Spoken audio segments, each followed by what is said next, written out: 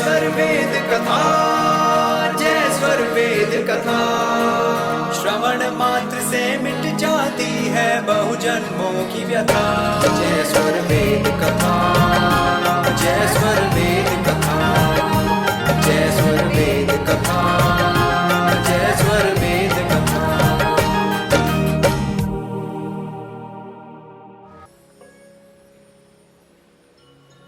आज का यह दिन हम सब के लिए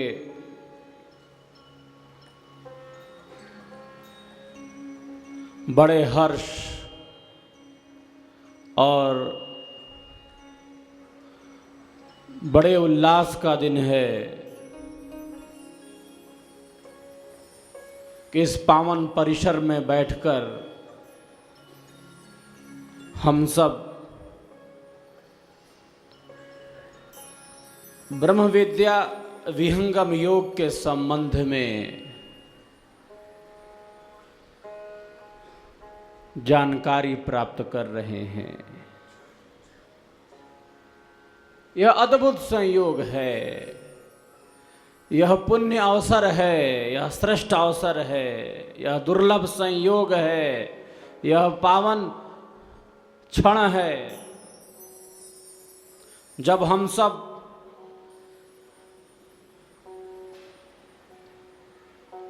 यहाँ एकत्रित होकर इस त्रिवेणी में स्नान कर रहे हैं। देखिए, ये हमारे देश की संस्कृति है।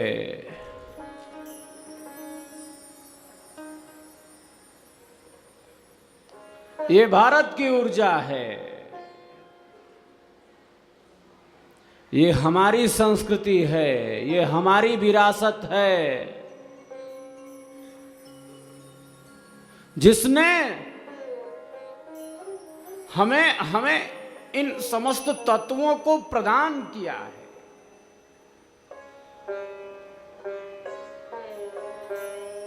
मैं एक बात प्रायः कहता हूं,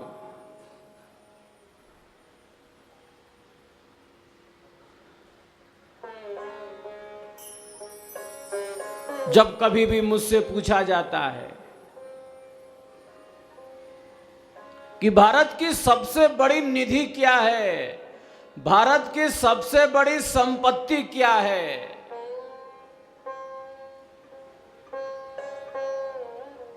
सबसे बड़ी संपदा क्या है, हमारे देश की सबसे बड़ी संपत्ति क्या है, सबसे बड़ी निधि क्या है,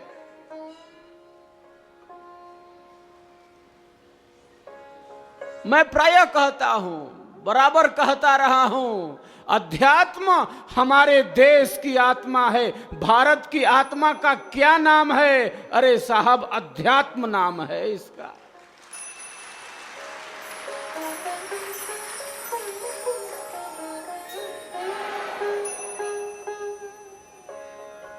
अध्यात्म हमारे देश की आत्मा है।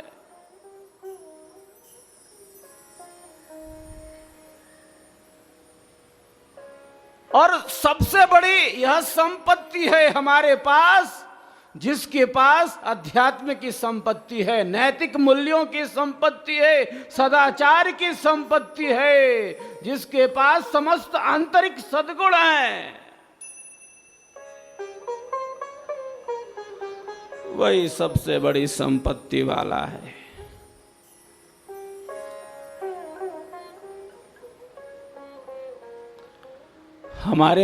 हमारे देश का नाम भारत।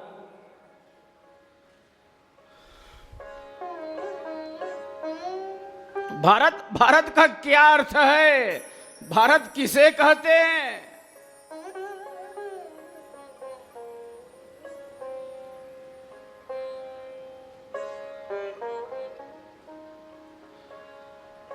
जो सदैव ज्ञान में रत है, जो सदैव विद्या में रत है, जो सदैव विवेक में रत है, हम अंधेरे में नहीं रह सकते।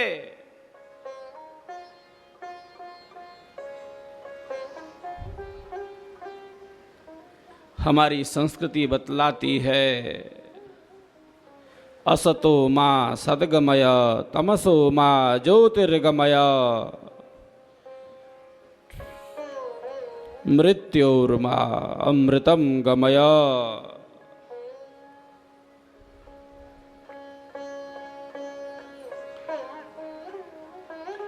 असत्य से सत्य की तरफ बढ़ो। हाँ, हमारी संस्कृति इसी में प्रतिष्ठित है। हाँ,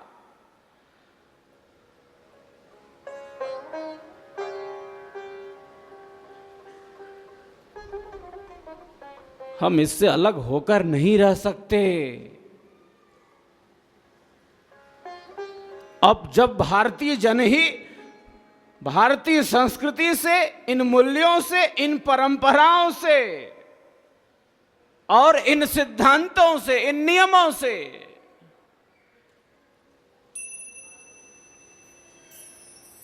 दूर होंगे, तब निश्चित रूप से एक पीड़ा और कष्ट का हम सबको अनुभव होता है।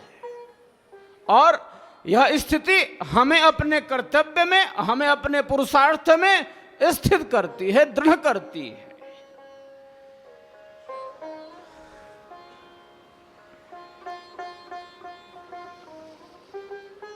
हम ऋषि पुत्र हैं,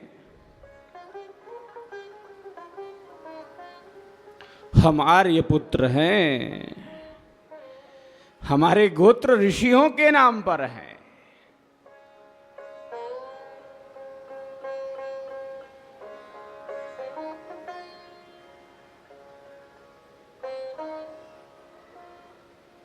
हमारी परंपरा अत्यंत समृद्ध है, जिसने विरासत के रूप में हमें अध्यात्म को प्रदान किया है।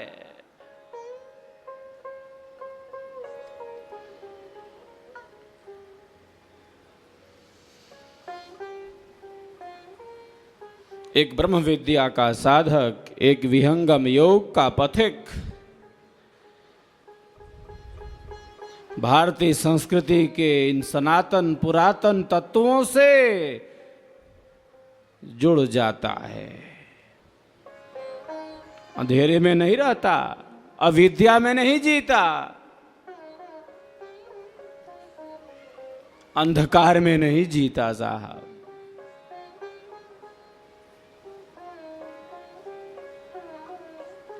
और जो वस्तु जैसी उसको वैसा जानना,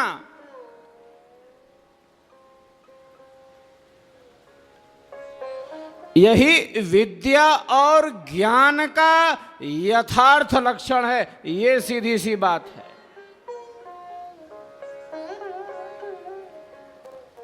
जो चीज जैसी है उसको वैसा समझ लेना, वैसा जान लेना, ये बड़ी बात है। यही विद्या और ज्ञान का यथार्थ लक्षण है। हाँ,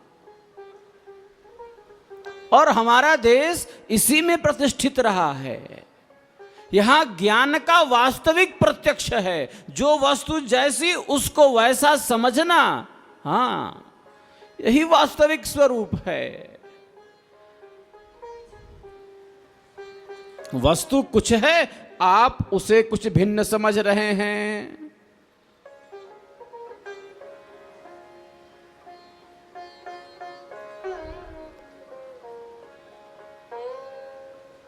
जो वस्तु जैसा रहे तैसा वाको जान, रूप बोध निर्भ्रांत है। संशयहीन सज्ञान, निर्भ्रांत ज्ञान, जिसमें कोई संशय ना हो, कोई डाउट ना हो, कोई कंफ्यूजन ना हो, वही यथार्थ है, वही वास्तविक है।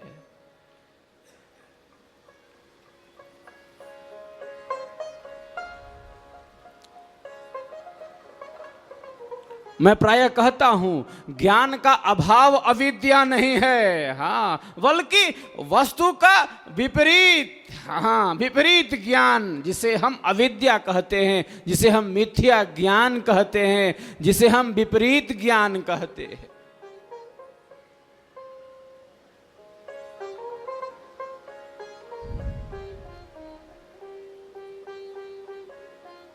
ज्ञान का अभाव अविद्या नहीं है, वो ज्ञान रखा है। लेकिन जो ज्ञान है उसके पास वो असत्य है, वो मिथ्या है, वो वास्तविक नहीं है, वो सत्य नहीं है। तो ज्ञान का अभाव अविद्या नहीं है, बल्कि मिथ्या ज्ञान, झूठ ज्ञान, विपरीत ज्ञान।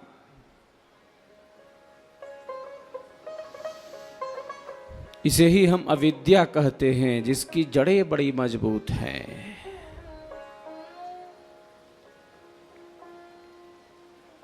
तो विहंगम योग के द्वारा क्या होगा? ये ब्रह्म विद्या क्या करती है? ये स्वर वेद क्या करता है? ये हमारे अंधेरे को, ये हमारे मिथ्या ज्ञान को, ये हमारे असत्य को, ये हमारे झूठ को नष्ट करता है।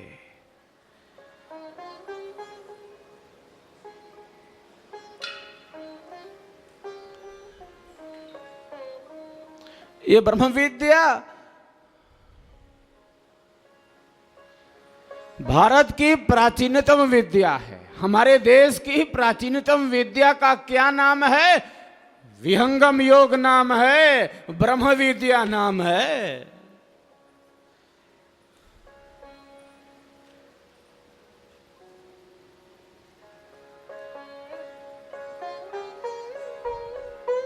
एक परिभाषा नहीं है, अनंत परिभाषाएं हैं।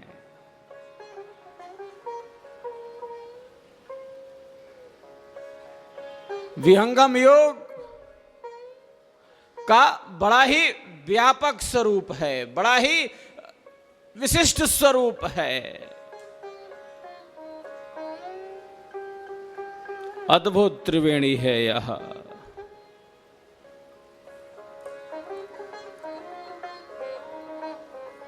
विहंगम योग क्या है? तो देखिए, विहंगम योग क्या है? तो ये सेवा, सत्संग और साधना की त्रिवेणी है। सीधी सी बात है।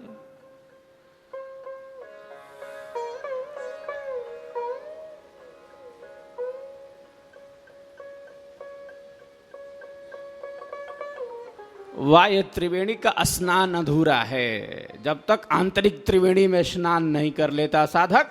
और आंतरिक त्रिवेणी क्या है? स्वर वेद ने कहा, सदगुरु ने कहा, अरे वह तो सेवा है, वह तो सत्संग है और साधना है।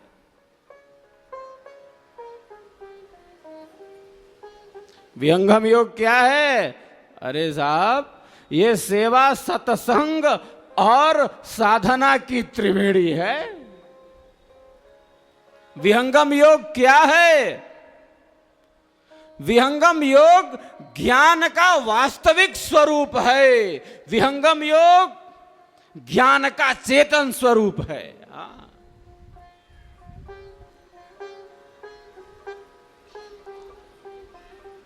विहंगम योग क्या है? अरे साहब,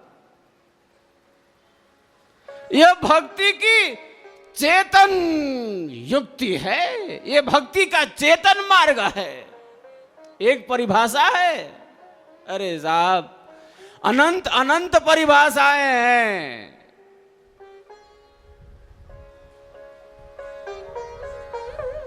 ये हमारी भारत की प्राचीनतम विद्या है। भारत की प्राचीनतम विद्या का नाम क्या है? ब्रह्म विद्या है, विहंगम योग है। योग की पूर्णता का क्या नाम है? विहंगम योग है। भक्ति के विशुद्ध स्वरूप का क्या नाम है? विहंगम योग है। प्रेम की पराकाष्ठा का क्या नाम है साहब?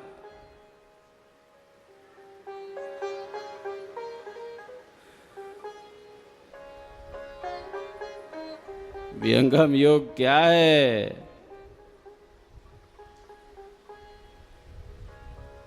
किसे कहते हैं?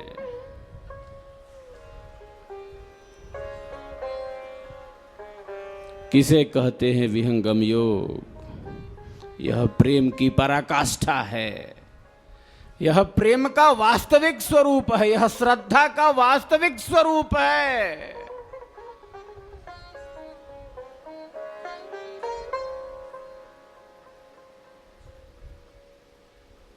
विहंगम योग क्या है?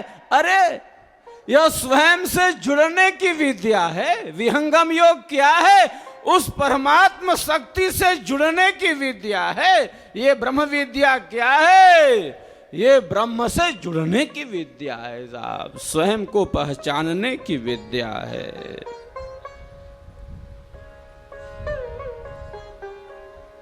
विहंगम योग क्या है?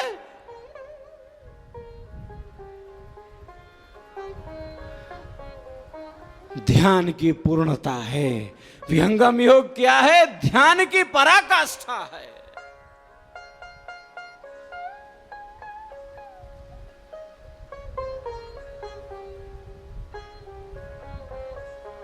विहंगम योग क्या है?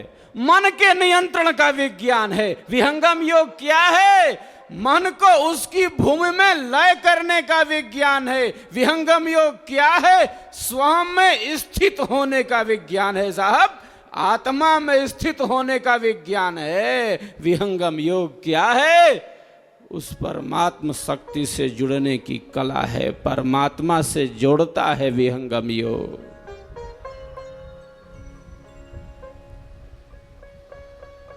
इतनी सारी चीजें हैं, बहुत सारी चीजें हैं, एक परिभाषा नहीं।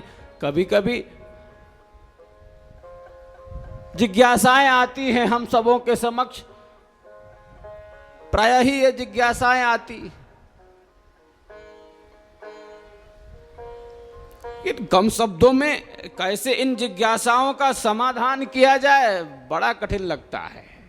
एक परिभाषा नहीं है, अनंत परिभाषाएं हैं, अनंत स्वरूप है, विविध स्वरूप है, व्यापक स्वरूप है।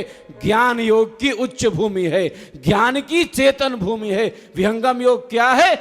ज्ञान की पराकाष्ठा है, चेतन विज्ञान है। जिस प्रकार भौतिक विज्ञान के द्वारा भौतिक पदार्थों को जाना जाता है, उसी प्रकार चेतन विज्ञान ब्रह्म विद्या के द्वारा चेतन पदार्थों को जाना जाता है।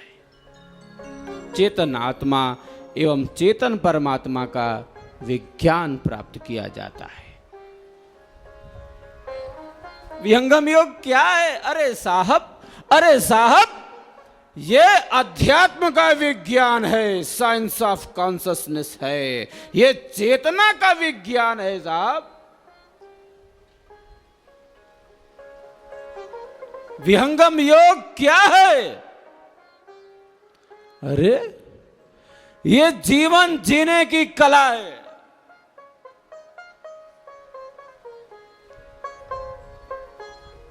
क्या है? किसे कहते हैं?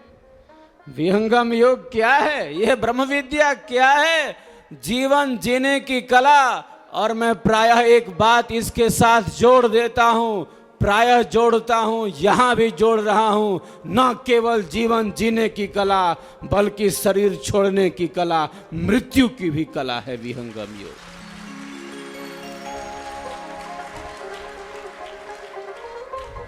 जब कभी भी ये प्रश्न आते हैं, कैसे समझाया जाए, कैसे उत्तर दिया जाए, सहज नहीं है साहब। इतनी संस्कृति महान है, इतना गंभीर है, इतना विशद है, इतना विशिष्ट है। अद्भुत यात्रा है, ज्ञान का अजस्र प्रवाह है।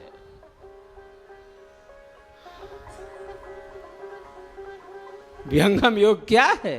अरे साहब, यह विरह का मार्ग है।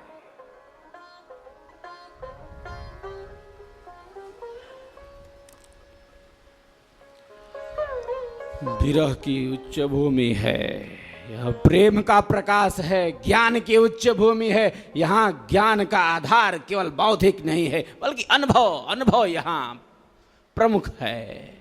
विहंगम योग क्या है? अरे साहब, एक शब्दों में सदगुरु का अनुभव है, सदगुरु का सिद्धांत है।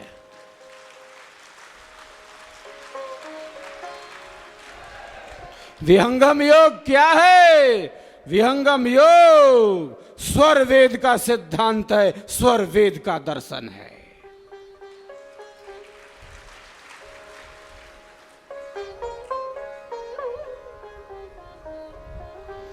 विहंगम योग क्या है, किसे कहते हैं, क्या परिभाषा? अरे साहब, केवल इतना ही नहीं है, अब जितना भी कहेंगे वो अल्प हो जाएगा, वो कम होगा। कितना कोई कहेगा साहब?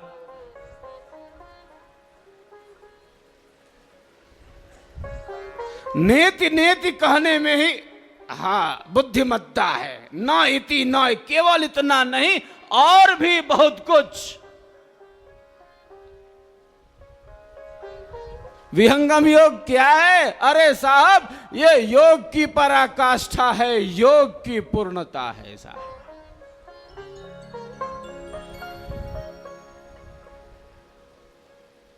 इतनी सारी चीजें हैं, इतना सारा तत्व, इतना सारा सिद्धांत।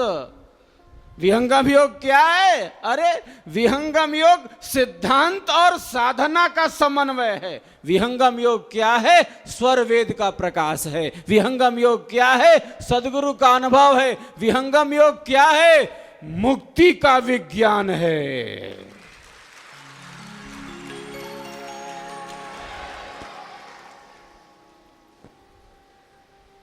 विहंगम योग क्या है? दसम द्वार को खोलने की विद्या है, विज्ञान है। शरीर से कैसे निकलना है, आत्मा को कैसे निकालना है, 10 और 2 का भेद क्या है, विहंगम योग उसकी विद्या है। प्रकृति से परे होने की विद्या है।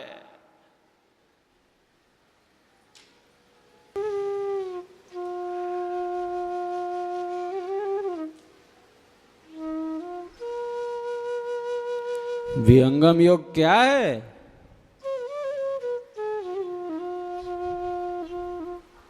क्या है? इंद्रियों से परे जो पदार्थ हैं उनका अनुभव, इंद्रियों से परे जो पदार्थ है उनका अनुभव कराने की विद्या है। हाँ, शरीर में रहते हुए, संसार में रहते हुए, इनसे परे पदार्थों का अनुभव करने की विद्या है।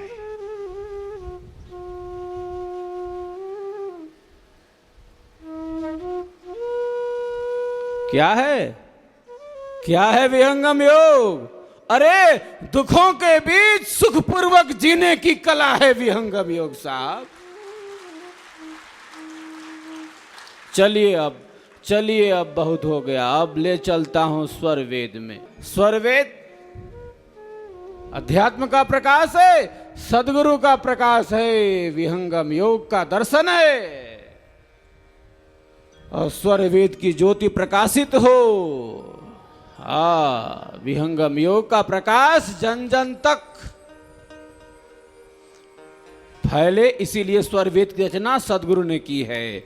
ब्रह्म विद्या की किरणें जन जन तक पहुंचे, इसीलिए स्वर वेद है। आप सब इसका श्रवण करें।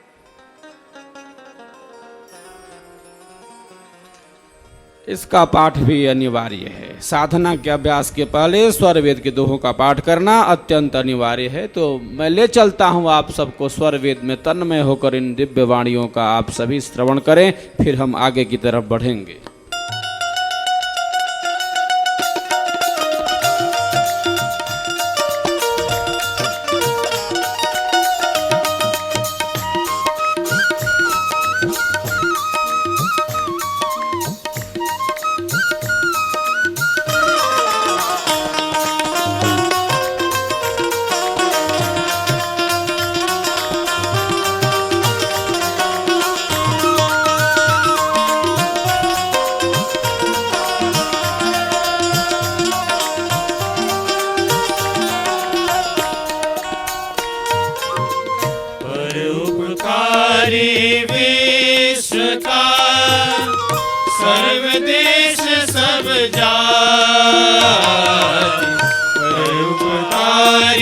विश्व का सर्वदेश सब जाति सबके शुभ चिंतक रहे द्वंद्व जाति नहीं पाती सबके शुभ चिंतक रहे द्वंद्व जाति नहीं पाती।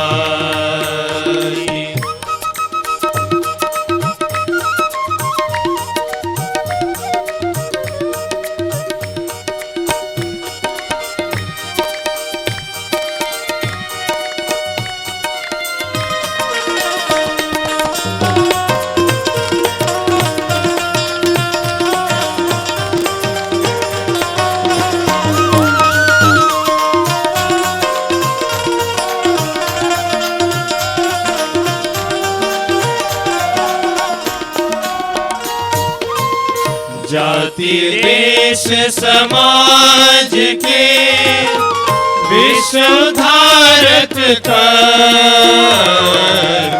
जाति देश समाज के विश्व धारक कर अभ्युदय जो के लिए यह सब ही है कर्म अभ्युदय जो के लिए यह सब ही है कर्म।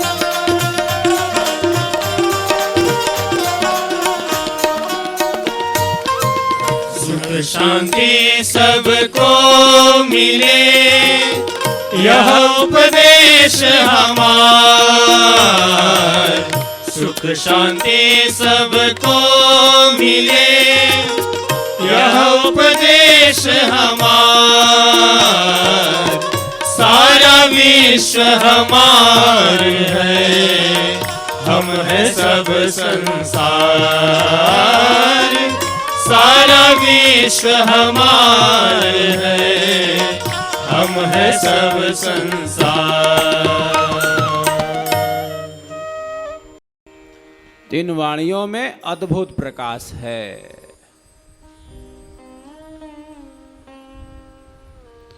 मैं कहूं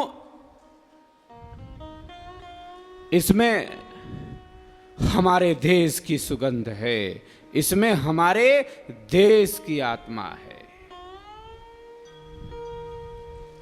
हमारे देश की संस्कृति है। नाम ही भारत, अंधेरे में हम नहीं जी सकते।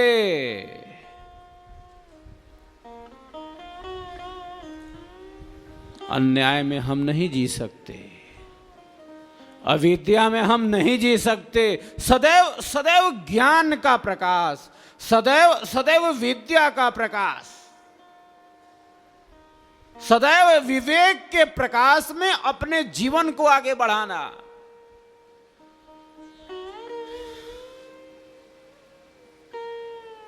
ज्ञान के समान पवित्र करने वाला दूसरा कोई साधन नहीं, वस्तु का वास्तविक प्रत्यक्ष।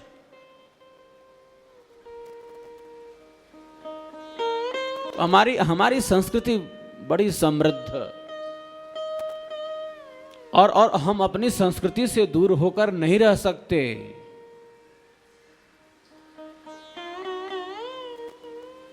हमारे ऋषियों ने जीवन के जिन मूल्यों को स्थापित किया, जिन सिद्धांतों को स्थापित किया,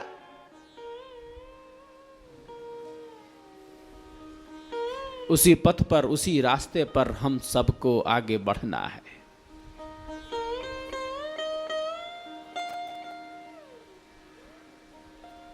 भारत विश्व गुरु रहा है, विश्व गुरु है, और मैं कहता हूं भारत विश्व गुरु रहेगा।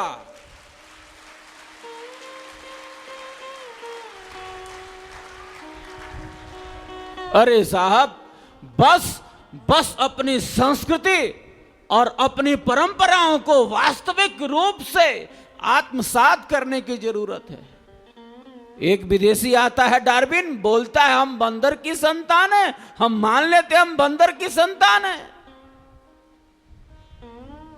अरे साहब, हम ऋषि पुत्र हैं, हम आर्य पुत्र हैं, हम ऋषियों की संतान हैं, हमारे भीतर ऋषियों का खून है साहब।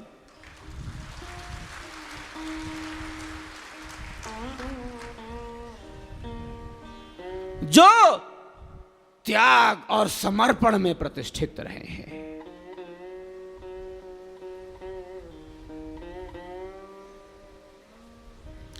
यहां सुख भोग में नहीं है साहब, यहां सुख त्याग में है, यहां सुख समर्पण में है,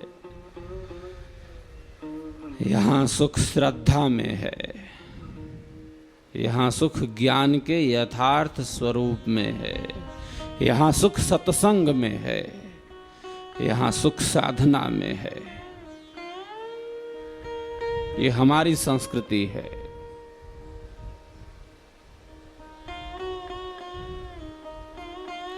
ये हमारी विरासत है और इससे अलग होकर हम नहीं रह सकते। अध्यात्म हमारे देश की आत्मा है।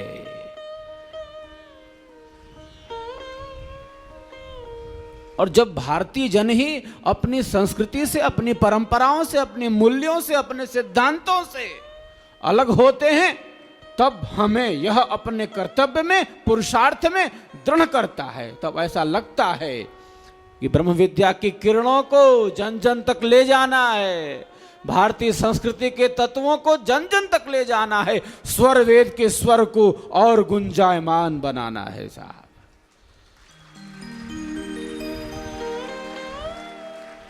ताकि ये अंधेरा नष्ट हो, ये मिथ्या ज्ञान नष्ट हो, ये अविवेक नष्ट हो।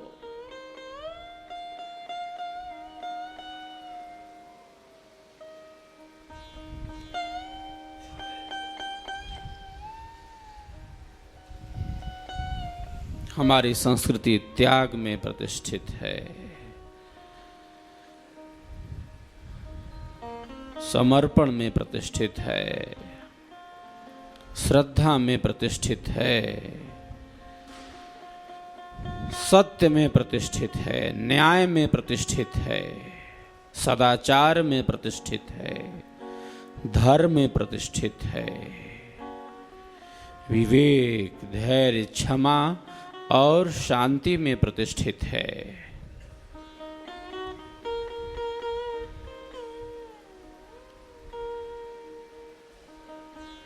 हाँ, जो कुछ प्राप्त हो रहा है आप त्याग पूर्वक उसका उपभोग करिए।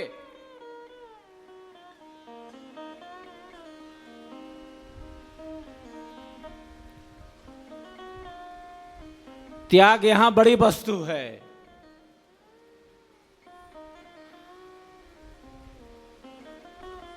तेन त्यक्तेन भुंजीथा, त्याग पूर्वक उपभोग, यही तो जीवन जीने की कला है। सब कुछ ईश्वर का है। ईशावास्यमिदं सर्वं यत् किंच जगत्याम जगत, तेन त्यक्तेन भुंजीथा मा गृधः कस्य सिद्धनम। अरे साहब, यहां अपना कुछ नहीं है, सीधी सी बात है।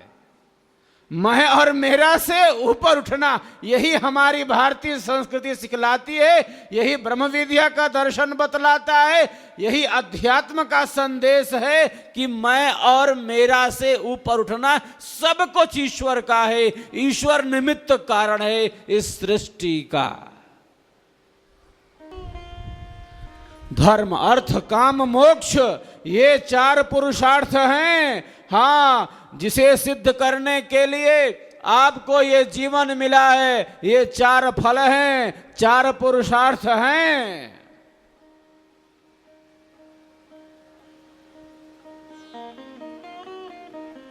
धर्म अर्थ काम मोक्ष हमारी संस्कृति बतलाती है, ऋषियों का दर्शन बतलाता है, स्वर वेद बतलाता है, सदगुरु का सिद्धांत बतलाता है, ब्रह्म विद्या की युक्ति बतलाती है। देखिए मानव जीवन मिला है 4 प्रकार के पुरुषार्थों के लिए मिला है। 4 प्रकार के पुरुषार्थ हैं।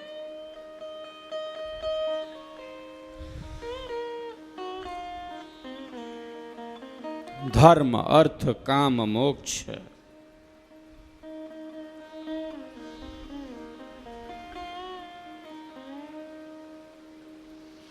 धर्म हमारी संस्कृति का आधार आंतरिक तत्व है, जो धारण करने की वस्तु, समस्त सद्गुणों को धारण करना यही धर्म है।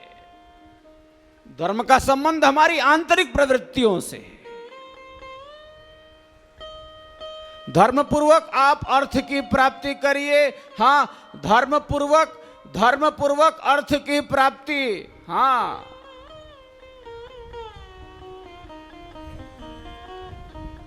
अर्थ से भागना नहीं, लेकिन धर्म के डंडे को याद रखना साहब।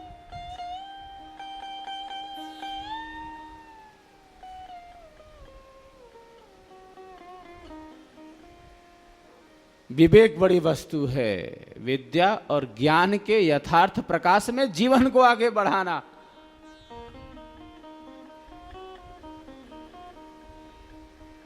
धर्म पूर्वक आप अर्थ की प्राप्ति करिए। कौन रोकता है? कौन समस्या है? अभाव दिखता है आज।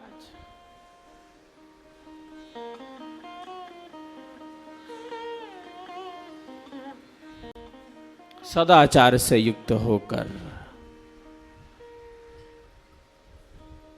काम का सेवन धर्म पूर्वक अर्थ की प्राप्ति, धर्म पूर्वक काम का सेवन। हाँ,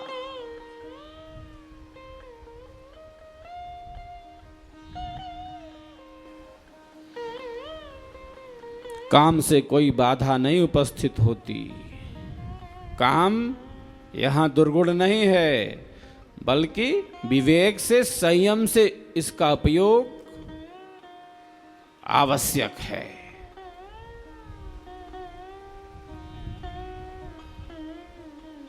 ये हमारी संस्कृति है, ये भारत की संस्कृति है। धर्म अर्थ काम मोक्ष, धर्म पूर्वक अर्थ की प्राप्ति, धर्म पूर्वक काम का सेवन। प्यारे, मोक्ष को नहीं भूलना। किस लिए शरीर मिला, किस लिए जीवन मिला, हम ये नहीं भूल सकते।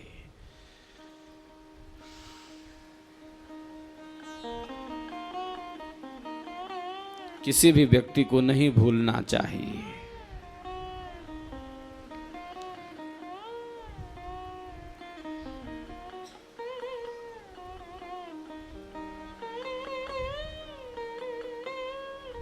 हम अपने लक्ष्य से अलग नहीं हो सकते। लक्ष्य क्या है? केवल शरीर लक्ष्य नहीं है, केवल संसार लक्ष्य नहीं है। हाँ, किस लिए ये शरीर मिला, किस लिए ये जीवन मिला, हम अपने लक्ष्य से अलग होकर नहीं रह सकते।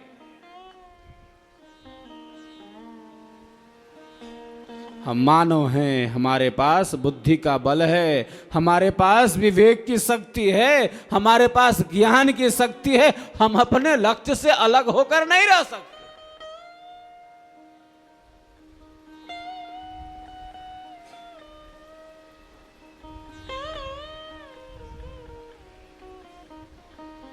तो धर्म पूर्वक अर्थ की प्राप्ति, धर्म पूर्वक काम का सेवन और जीवन का जो मुख्य पुरुषार्थ है मोक्ष, उस दिशा में एक साधक बढ़ जाता है।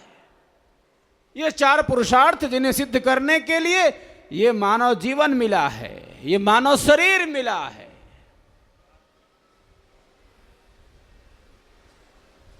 तो एक विहंगम योगी जानता है। हाँ, एक विहंगम योग का पथिक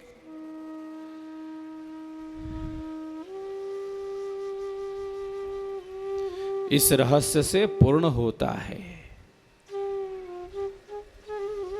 केवल अर्थ और काम तक उसका जीवन समाप्त नहीं हो सकता। इसलिए वह सेवा, सत्संग और साधना की त्रिवेणी में गोते लगाता है।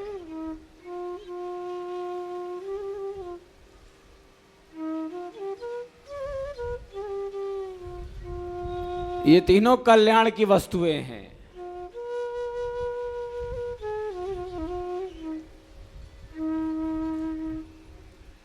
विहंगम योग क्या है? देखिए फिर आ गया।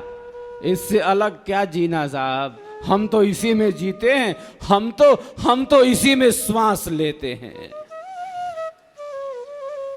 विहंगम योग क्या है? विहंगम योग क्या है? अरे विहंगम योग सेवा, सत्संग और साधना की त्रिवेणी है साहब।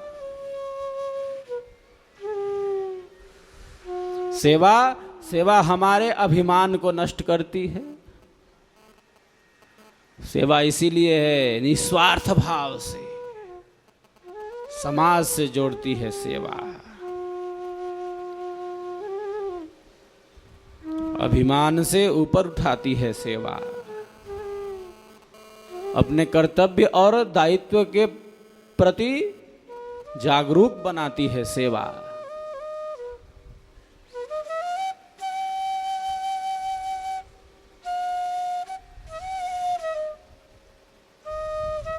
हम अपने कर्तव्य और दायित्व से अलग नहीं हो सकते।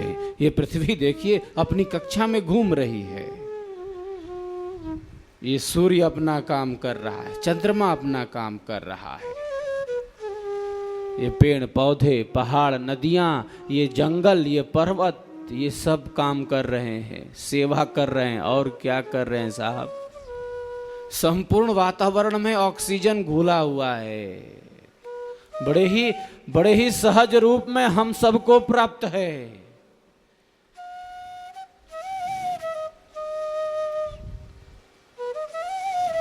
इतना सब कुछ हम सबको मिल रहा है, हम कृतज्ञ नहीं हो सकते? हाँ, ईश्वर की सृष्टि में इतना सब कुछ हमें मिल रहा है।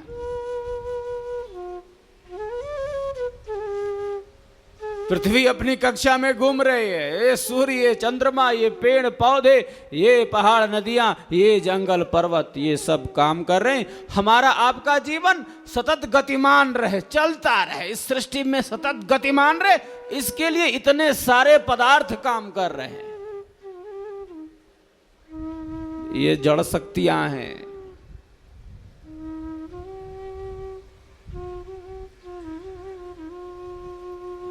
वृक्ष कबहु नहीं फल भखे, न दीन संचय नीर। वृक्ष कबहु नहीं फल भखे, न दीन संचय नीर। परमारथ के कारणे साधुन धरा शरीर।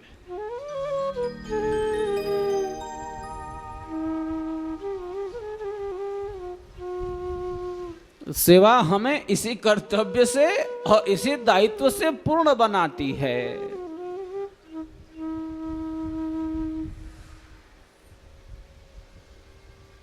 और जड़ शक्तियों से एक मानव प्रेरणा लेता है परोपकारमय जीवन के लिए, त्यागमय जीवन के लिए। अपने कर्तव्य से, अपने दायित्व से पूर्ण बनाती है सेवा। तो सेवा, सत्संग और साधना, ये तीनों वस्तुएं आत्मा के उद्धार का साधन। विहंगम योग क्या है? अरे साहब, विहंगम योग क्या है? आत्मा के कल्याण का साधन है। विहंगम योग क्या है? आत्मा के उद्धार का साधन है। विहंगम योग क्या है? आत्मा को परमात्मा से जोड़ने की कला है। विहंगम योग क्या है? परम आनंद की अनुभूति की कला है। इतनी सारी वस्तुएं हैं।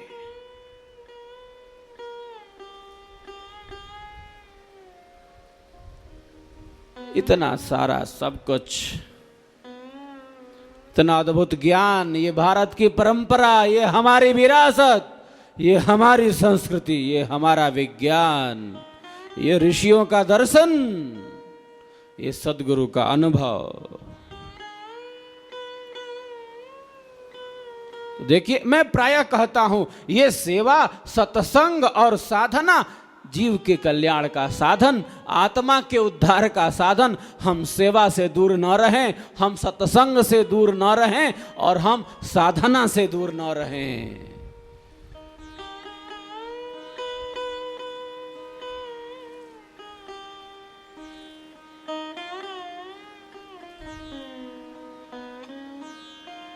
ये तीनों कल्याण के साधन हैं, सेवा, सत्संग और साधना। सेवा समाज से जोड़ती है, हमें अपने कर्तव्य के प्रति जागरूक बनाती है। सत्संग क्या करता है? सत्संगति असर दिखाती है साहब। ये श्रेष्ठ जनों की संगति, ये स्वर वेद की संगति, ये संत सदगुरु की संगति एक अद्भुत खेल दिखाती है, ये चमत्कार करती है साहब। ये हमारे विवेक को, हमारे ज्ञान को जागृत करती है।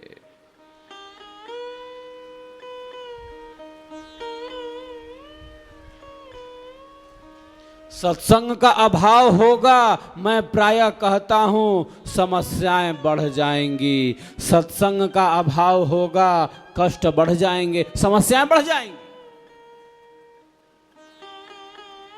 सत्संग का अभाव न हो साहब, गहन रुचि हो, चित्त की प्रसन्नता का भी साधन है। चित्त प्रसन्न हो जाता है, निर्मल हो जाता है जब हम स्वर वेद के इन स्वरों को सुनते हैं, जब कानों में ये स्वर पढ़ते हैं, चित्त प्रसन्न हो जाता है, मन निर्मल होने लगता है। इंद्रियों की पवित्रता का साधन है साहब। तो सत्संग का अभाव ना हो, ये क्या करता है? मैं प्रायः कहता हूं, बराबर कहता आ रहा हूं, ये शुभ संस्कारों का उदय करता है, अशुभ संस्कारों का नाश करता है, विवेक को जागृत करता है, अविद्या अंधकार को नष्ट करता है, कर्तव्य अकर्तव्य के ज्ञान से पूर्ण करता है।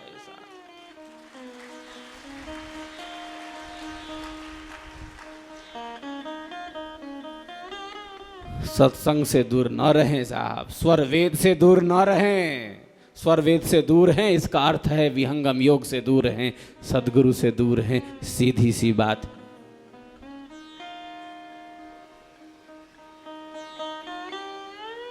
अनुभव है, यह सिद्धांत और साधना का समन्वय है। सेवा सत्संग का अभाव होगा तो साधना में भी गाड़ी नहीं बढ़ेगी।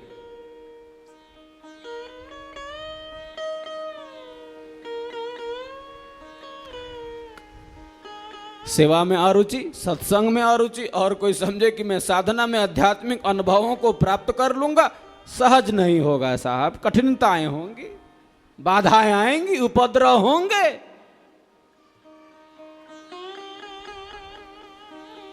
समस्याएं आएंगी। सदगुरु का यह सिद्धांत कहता है, यह नियम कहता है। आप सेवा से नहीं जुड़े हैं, आप सत्संग से नहीं जुड़े हैं, साधना, मात्र साधना का अभ्यास ध्यान के अनुभवों में वृद्धि को नहीं उत्पन्न कर पाता। व्यवधान, उपद्रव हो जाते हैं। जो सिस्टम, जो नियम, जो कानून, जो अनुशासन सदगुरु ने बनाया,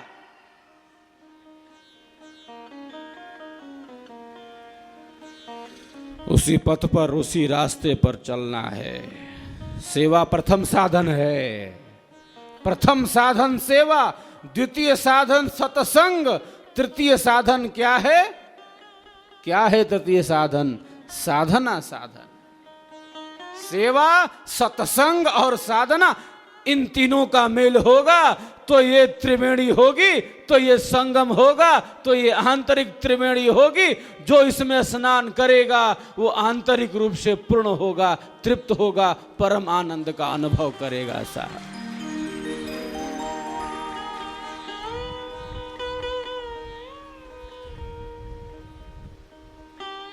अभी प्रयाग में कुंभ लगा था, वहां बड़ी जिज्ञासाएं आती थी कुंभ और प्रयाग को लेकर। तो हम सब इन सब जिज्ञासाओं का समाधान करते थे। मैं कहता था त्रिवेणी वही है जब तीन वस्तुएं एक साथ मिल जाती हैं, उसी का नाम त्रिवेणी है। आप मन वचन कर्म से एक हैं, आप त्रिवेणी में जी रहे हैं साहब। आपके मन में, आपकी वाणी में, क्रिया में एकता है तो आपका नाम ही त्रिवेणी है, आपका नाम ही संगम है। जाओ, काम खत्म।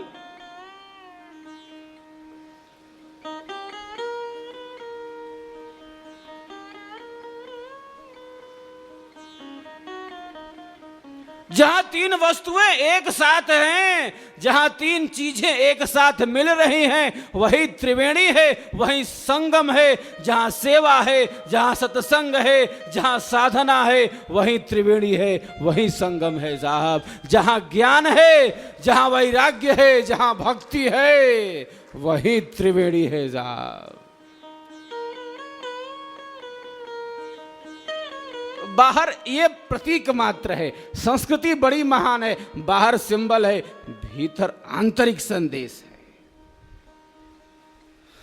बाहर की त्रिवेणी संकेत करती है, अरे प्यारे तुम्हारे भीतर भी त्रिवेणी है।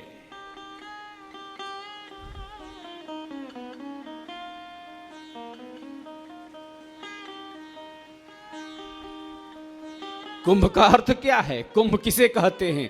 कुंभ का शाब्दिक अर्थ कलश है। हाँ, कुंभ किसे कहते हैं? प्राय वहां जिज्ञासा आती थी, कुंभ के बारे में बता दीजिए, कुंभ क्या है, कुंभ किसे कहते हैं, कुंभ की क्या विशेषता?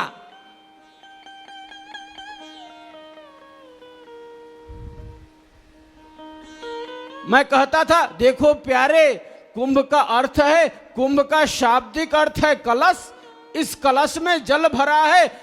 हाँ, ये शरीर भी कलश है। हाँ, देखो कितना कितना सुंदर कलश है ये शरीर, हम सबको प्राप्त है। मानव शरीर के रूप में ये कलश प्राप्त है और इस कलश में अमृत भरा है। इस कलश में आत्मा रूपी अमृत है, इस कलश में परमात्मा रूपी अमृत है साहब। मनुष्य स्वयं कुंभ है साहब, चलता फिरता कुंभ है। बस अपने भीतर उतरने की जरूरत है, अपने भीतर झांकने की जरूरत है साहब।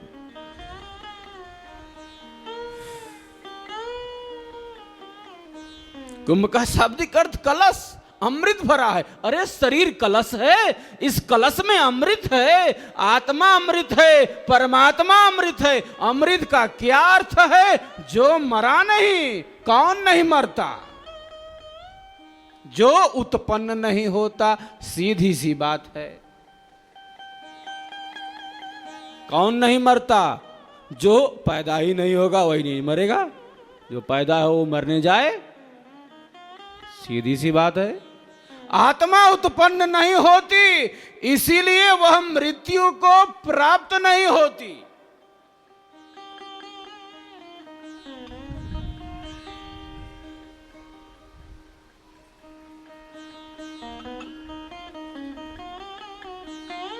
आत्मा उत्पन्न नहीं होती, यो न मृता, जो मरा नहीं, जो मरता नहीं, वह उत्पन्न भी नहीं होता। वो शाश्वत है, वो नित्य है, वो सनातन है, वो सहज है, वो निरंतर है। आत्मा का कभी जन्म नहीं होता साहब, इसीलिए वह मृत्यु को नहीं प्राप्त होती।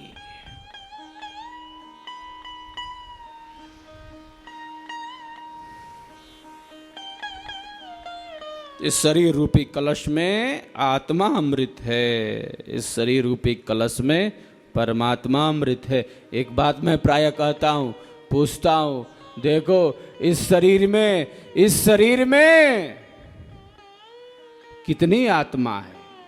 प्राय लोग चौंक जाते हैं, अरे कितनी आत्मा है? एक आत्मा है। मैं कहता हूं, अरे प्यारे, एक आत्मा तो है जिससे ये शरीर चल रहा है, लेकिन उसी आत्मा के अंदर अंतरात्मा रूप से परमात्मा भी स्थित है। इस शरीर में एक आत्मा नहीं, इस शरीर में दो आत्मा है। एक आत्मा है, दूसरा परमात्मा है। सूक्ष्माति सूक्ष्मम कलिलस्य मध्ये विश्वस्य स्रष्टा मनेक रूपम। सर्वत्र व्यापी सत्ता है, आत्मा से भी सूक्ष्म सत्ता है। अमृत सत्ता है, नित्य सत्ता है, सनातन सत्ता है। मेहंदी के पत्ते में लाली छिपी है, दूध में मक्खन है साहब, जर्रे जर्रे में है झांकी भगवान की, किसी सूझ वाली आंख ने पहचान ली। ये आंतरिक तत्व है, ये सूक्ष्म तत्व है। संस्कृति बड़ी महान है और ईश्वर का रहस्य मानव में निहित है, आत्मा में परमात्मा का रहस्य निहित है, मानव में हमारे अंदर ईश्वर का रहस्य निहित है। बड़ी बड़ी विशिष्टताएं हैं, बड़ी व्यापक वस्तु है, बड़ी विराट वस्तु है और जितना ही हम इसमें गोते लगाते हैं उतना ही आनंद आता है।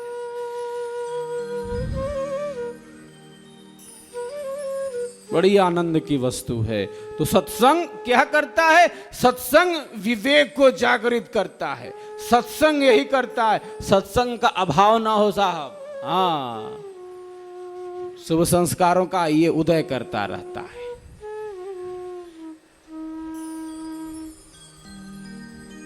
स्वर वेद का अभाव ना हो।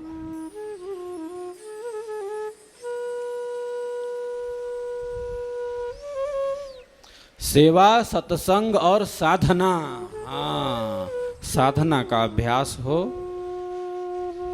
साधना के अभ्यास के पहले स्वर वेद के दोहों का पाठ हो। ध्यान के अनुभव में वृद्धि हो जाती है, ध्यान के अनुभव बढ़ जाते हैं, क्योंकि ये सिद्धांत और साधना का समन्वय है।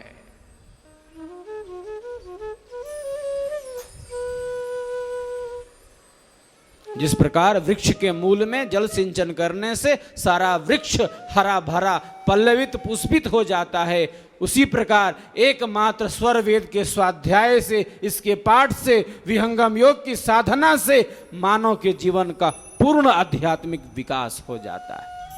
ऐसा मेरा मानना है, ऐसा मेरा सत्यपूर्ण विश्वास है।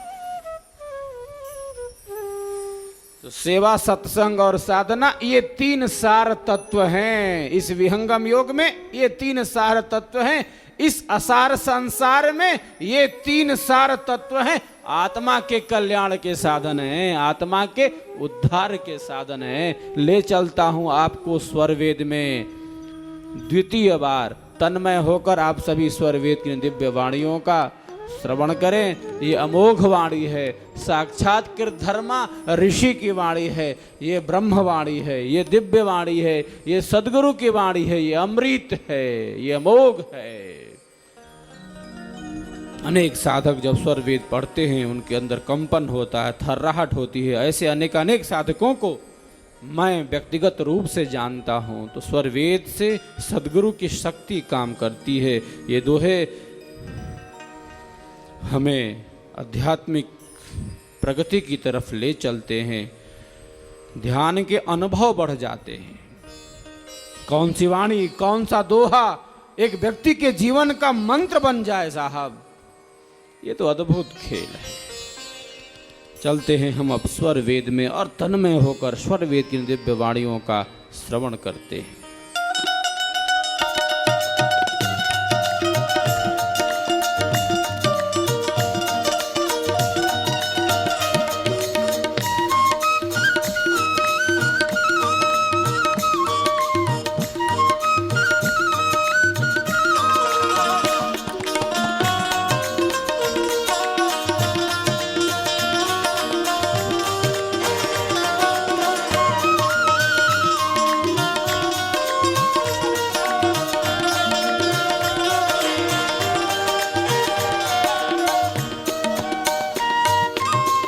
लोह यज्ञ के ताप से शुद्ध होए मलनाश, लोह यज्ञ के ताप से शुद्ध होए मलनाश, योग यज्ञ पर दीप्त में शुद्ध जीव तप भास, योग बिन पर दीप में जीव तप्त भास।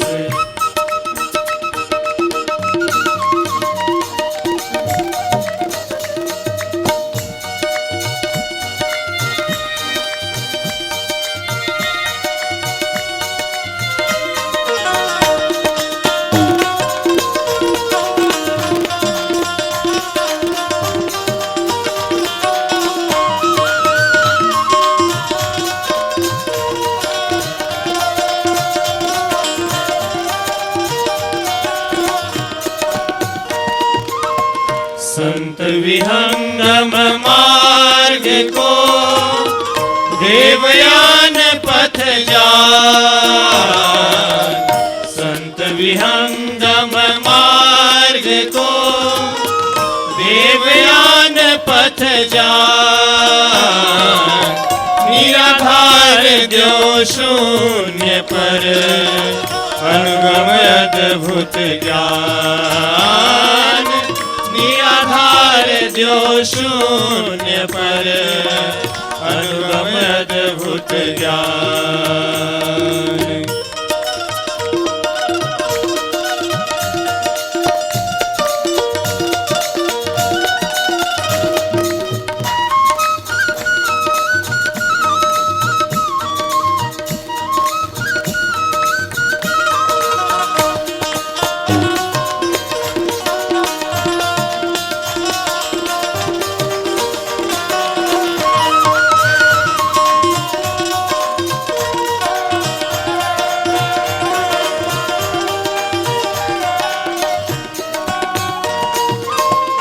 जैसे जल के बूंद को कर छूते लग जाए।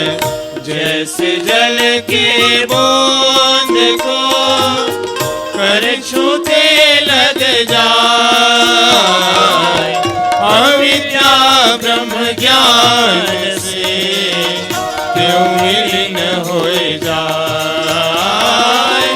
अविद्या ब्रह्म ज्ञान से क्यों विलीन हो जाए। तो ये सूक्ष्म तत्व है, ये आंतरिक यात्रा है, ये अंतर यात्रा है, ये ब्रह्म विद्या की यात्रा है, ये विहंगम योग की यात्रा है, ये स्वर वेद का दर्शन है, ये सद्गुरु का सिद्धांत है जो एक साधक को स्वयं से जोड़ देता है और उस अनंत आनंद से जोड़ देता है। स्वरूप निज चीन्ह के बंध जग तोड़ी के अपने लोक को चलो रे भाई। यह विहंगम योग का दर्शन है, अपने स्वरूप में स्थित कर देता है।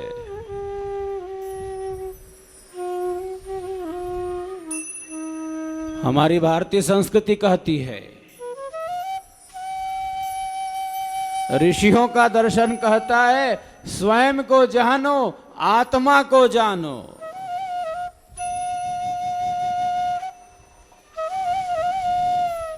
ये ब्रह्म विद्या क्या है? देखिए, ये स्वर वेद क्या है, स्वर वेद का अर्थ क्या है? स्वर वेद का अर्थ ही यही है।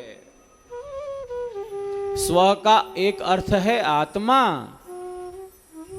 वेद का अर्थ है ज्ञान, जिसके द्वारा आत्मा का ज्ञान प्राप्त हो।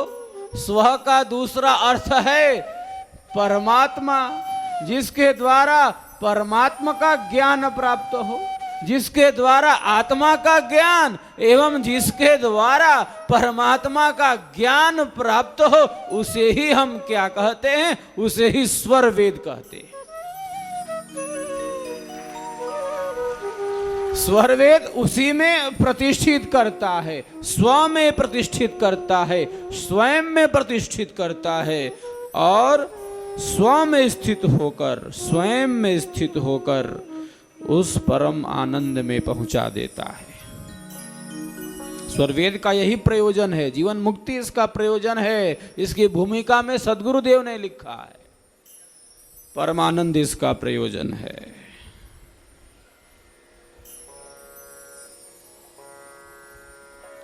स्वरूप का बोध, स्वयं का बोध एक विहंगम योगी कर लेता है। देखिए, अभी हम बाहर का सब ज्ञान प्राप्त कर रहे हैं, आंखों से ये रूप प्रत्यक्ष हो रहा है,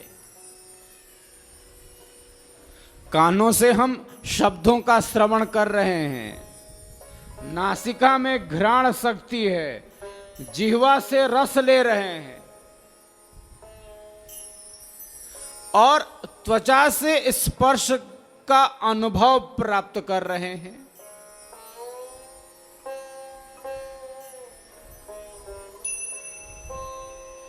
तो ये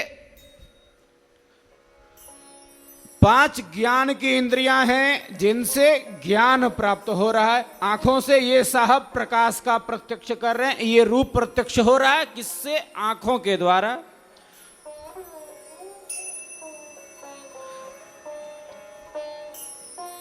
शब्दों का श्रवण कानों के द्वारा, नासिका में घ्राण शक्ति, जिह्वा से रस ले रहे हैं ये साहब, और त्वचा से स्पर्श का अनुभव प्राप्त कर रहे हैं। ये बाहर को समझना है, हाँ, ये बाहर का समाचार लेना है साहब। ये ज्ञान है। देखिए, ज्ञान और कर्म से हमारा आपका शरीर चल रहा है, यही तो मामला है।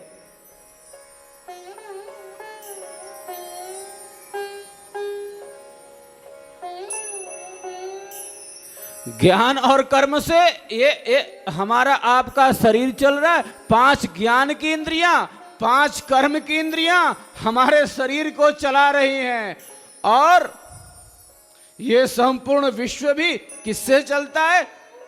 ज्ञान और कर्म से चलता है।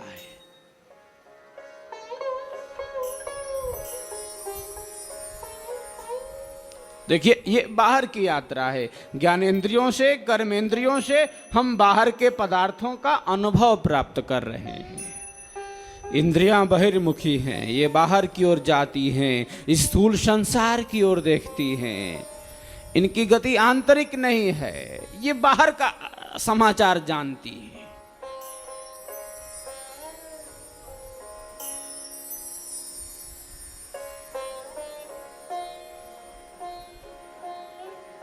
आत्मा का संबंध मन से। देखिए, शरीर में आत्मा का संबंध मन से, मन का संबंध इंद्रियों से, इंद्रियों का संबंध जब उनके विषयों के साथ होता है तब ये संसार क्या है, इसका ज्ञान प्राप्त हो रहा। आत्मा का संबंध मन से, मन का संबंध इंद्रियों से, इंद्रियों का संबंध जब उनके विषयों के साथ होता है तब ये संसार क्या है?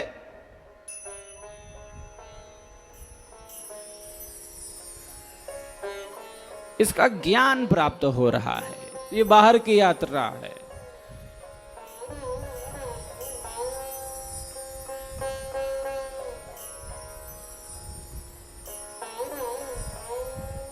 मने सुरति ले उड़त है बाहर दृश्य पसार, जीव भूले निज रूप को भटकी रहे संसार।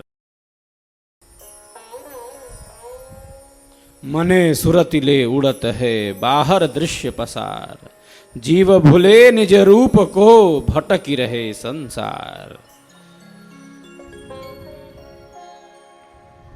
जीव अपने स्वरूप को भूल गया है साहब। मन आत्मा की शक्ति को लेकर संसार के बाह्य पदार्थों में जा रहा है। इसी शक्ति को संयमित करना है।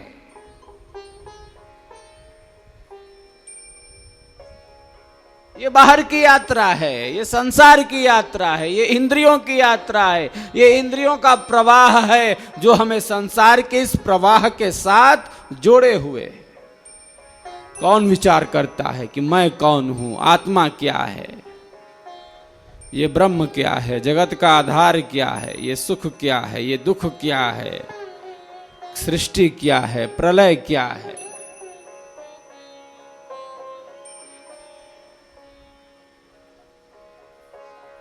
ये जिज्ञासा भी तो बहुत कम लोगों में होती है। कौन ये विचार करने जाए साहब?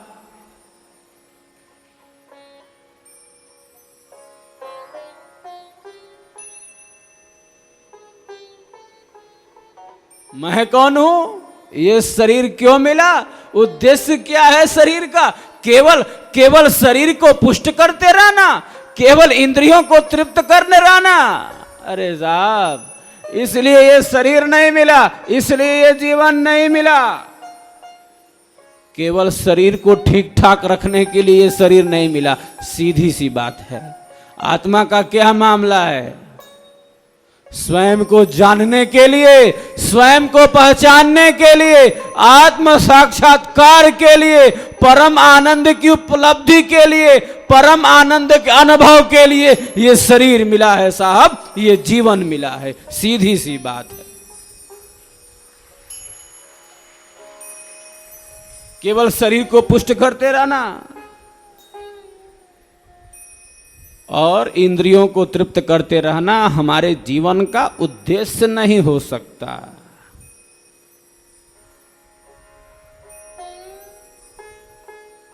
स्वयं को जानना बड़ी वस्तु है, स्वयं को पहचानना श्रेष्ठ वस्तु है, स्वयं से जुड़ना बड़ी विद्या है। अथ पराया तदक्षरम अधिगम्यते। यह पराविद्या, यह ब्रह्म विद्या हमें स्वयं से जोड़ देती है।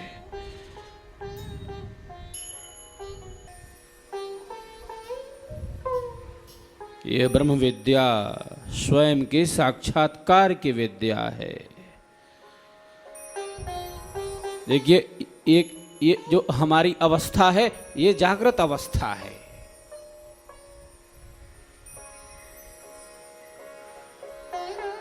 पंच विषय पंच इंद्रियां होय यथार्थ ज्ञान, जागृतता को जानिए प्रथम अवस्था मान। स्वरवेद ने कहा, सदगुरु ने कहा, ये प्रथम अवस्था है जिसमें हम जगे हुए शब्द स्पर्श रूप रस और गंध का सेवन कर रहे हैं।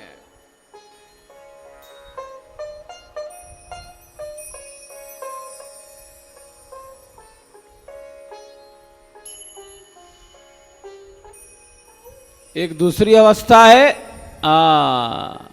जिसे सदगुरु ने कहा, जिसे स्वरवेद ने कहा, स्वप्न की अवस्था, जब हम स्वप्न देखते हैं। जब सपने आते हैं। जागृत में मन कहाँ रहता है? जागृत में मन आंखों के आगे रहता है। जहां जहां आंखों की दृष्टि जाती है, वहां वहां मन जाता है, वहां वहां मन दौड़ता है। ये जागृत की स्थिति है, इंद्रियों का साथ है।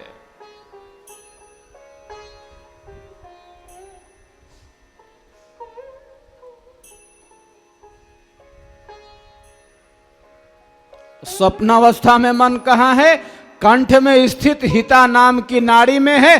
तब मानव स्वप्न देखता है, जागृत के प्रपंचों की स्मृति करता है।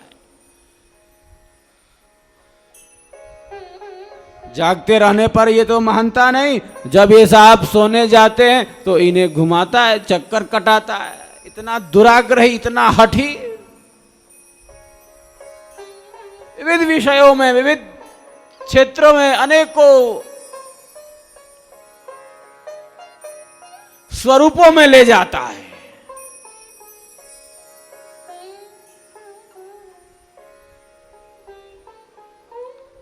तो स्वप्न की अवस्था पूर्ण निद्रा की अवस्था नहीं है, ये अर्ध निद्रा की अवस्था है, साउंड स्लीप नहीं है, ये अभी स्वप्न की अवस्था है।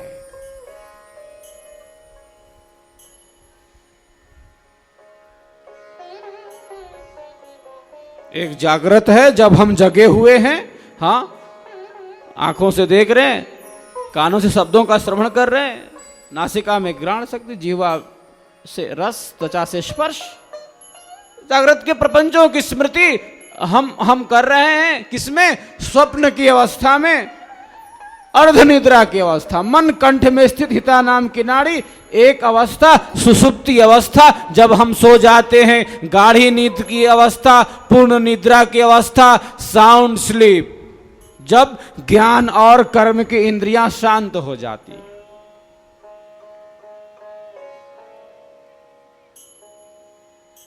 मन कहाँ है? जब हम सो जाते हैं, गाढ़ी नींद में है, मन कहाँ रहता है? मन कहाँ चला जाता है?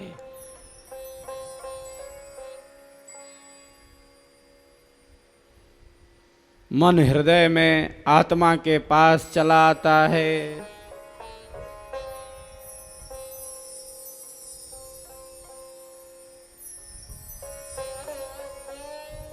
या ब्रह्मांड में स्थित हो जाता है।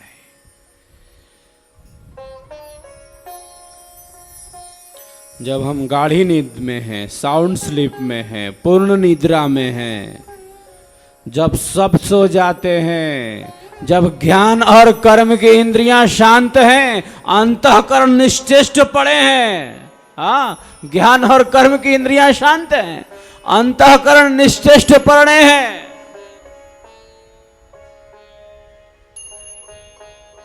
कौन जगा रहता है साहब? कौन जागता रहता है? जब हम सुषुप्ति अवस्था में हैं, पूर्ण निद्रा में हैं, गाढ़ी नींद में हैं, कौन जगा रहता है? उस समय में भी आत्मा, और आत्मा का एक मित्र है, आत्मा का एक साथी है, आत्मा का एक यार है, उसका नाम है प्राण। ये दोनों जगे रहते हैं, बाकी सब सो जाते हैं साहब, बाकी सब विश्राम करते हैं। गाढ़ी निद्रा है, पूर्ण निद्रा, साउंड स्लीप। उस समय में भी आत्मा और आत्मा का साथी प्राण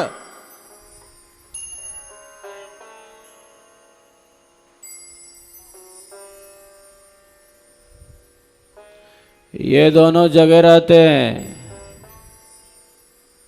बाकी सब विश्राम करते।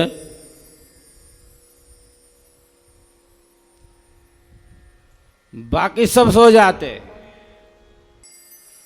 स्वरवेद ने कहा, सदगुरु ने कहा, अरे प्यारे, अगर इन्हीं तीनों में घूमते रह गए, जागते रहे, सपना देखे खूब और खूब गाढ़ी नींद लिए,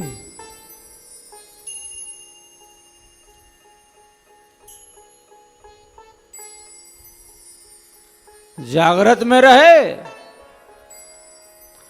स्वप्न लोक में विचरण किए, यत्र तत्र सर्वत्र विचरण किए,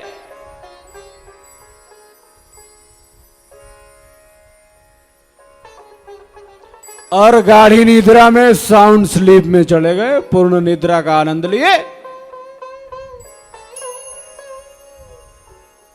तो आत्मा क्या वस्तु है? स्वयं से नहीं जुड़ पाओगे, स्वयं का प्रत्यक्ष अनुभव नहीं कर पाओगे। सीधी सी बात है साहब, सीधा सा मामला है। इससे ऊपर उठना पड़ता है। उस अवस्था का नाम है तुरीयावस्था। स्वरवेद ने कहा, सदगुरु ने कहा, वह तुरीयावस्था है जिसमें आत्मा का प्रत्यक्ष होता है। जब चेतना जागृत, स्वप्न और सुषुप्ति से ऊपर उठ जाती है, तब स्वयं का बोध होता है, स्वयं का प्रत्यक्ष होता है। आत्मा स्वयं का प्रत्यक्ष करती है, क्योंकि आत्मा के अनुभव के लिए अन्य कोई पदार्थ नहीं।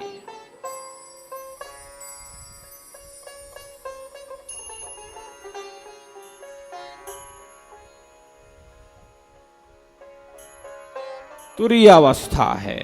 सदगुरु ने कहा, विहंगम योग के द्वारा एक साधक ऐसी उच्च भूमि में पहुंच जाता है, जागृत, स्वप्न और सुषुप्ति से परे हो जाता है साहब। ये विहंगम योग की ताकत है, ये सदगुरु का प्रवाह है, ये स्वर वेद का सिद्धांत है, ये जो एक साधक को ऐसी उच्च भूमि में स्थिर कर देता है, दृढ़ कर देता है।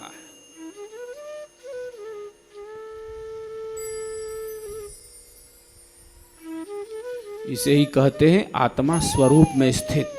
आत्मा स्वरूप में स्थित क्या तात्पर्य है, क्या अर्थ है इसका, क्या अभिप्रेत है? आत्मा अपने स्वरूप में स्थित हो जाता है। स्वरूप निज चिन्ह के बंध जग तोड़ी के, अपने लोक को चलो भाई। क्या अर्थ है साहब, क्या अभिप्रेत है? स्वरूप का बोध कैसे? क्या आत्मा स्वरूप में स्थित नहीं है? आत्मा के स्वरूप में स्थित होने का क्या तात्पर्य है? देखिए, आत्मा को अनुभव चाहिए, आत्मा को सदैव अनुभव चाहिए। वो इच्छा, ज्ञान और प्रयत्न से युक्त है।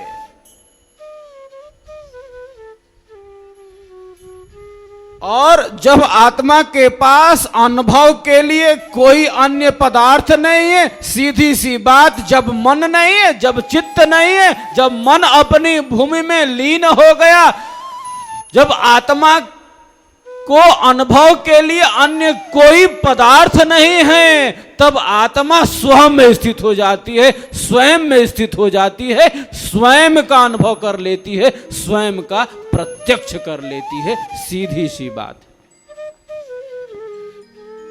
आत्म जानन के लिए अन्य करण नहीं काज, आप को जानता सुमिरन पुरुष सकाज। ये बड़ी विशिष्टता है, बड़ी गहनता है। ये विहंगम योग का प्रकाश, ये स्वरवेद का प्रकाश।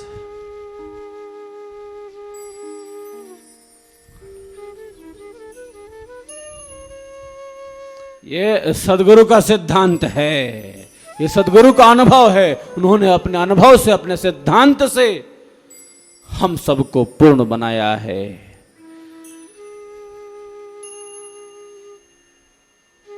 चलते हैं तृतीय बार अब स्वर वेद में। ईश्वर वेद के स्वर गुंजायमान हो, इनके बिना तो अब रस आता नहीं साहब।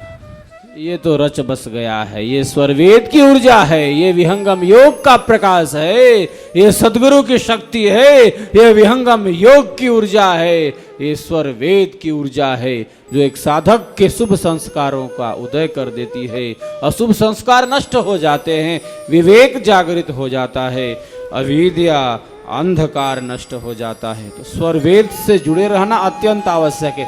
प्रतिदिन इसका पाठ श्रवण होना चाहिए, प्रत्येक परिवार में होना चाहिए। साधना के अभ्यास के पहले स्वर वेद का पाठ अत्यंत कल्याण का मार्ग प्रशस्त करता है। चलते हैं हम अब स्वर वेद में, तन्मय होकर आप सभी इन दिव्य वाणियों का श्रवण करें।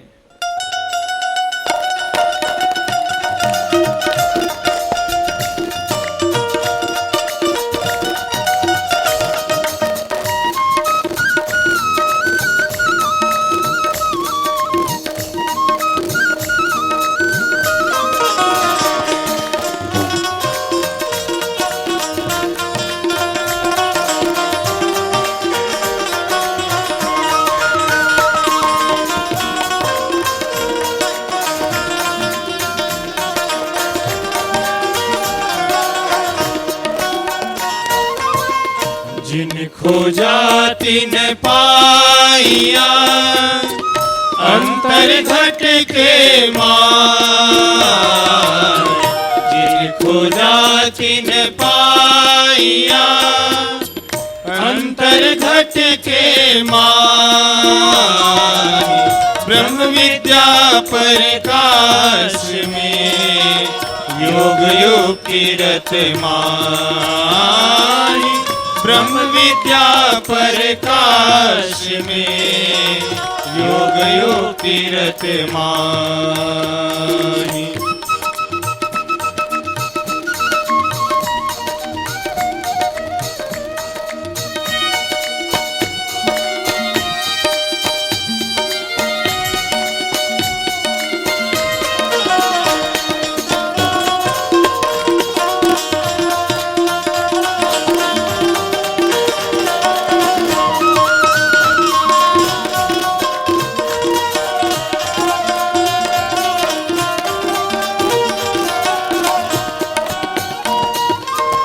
बाहर बाहर क्या फिरो खोजो घट गुरु ज्ञान, बाहर बाहर क्या फिरो, खोजो घट गुरु ज्ञान, चिंतामणि के तेज में दर्शत पुरुष महान, चिंतामणि के तेज में दर्शत पुरुष महान।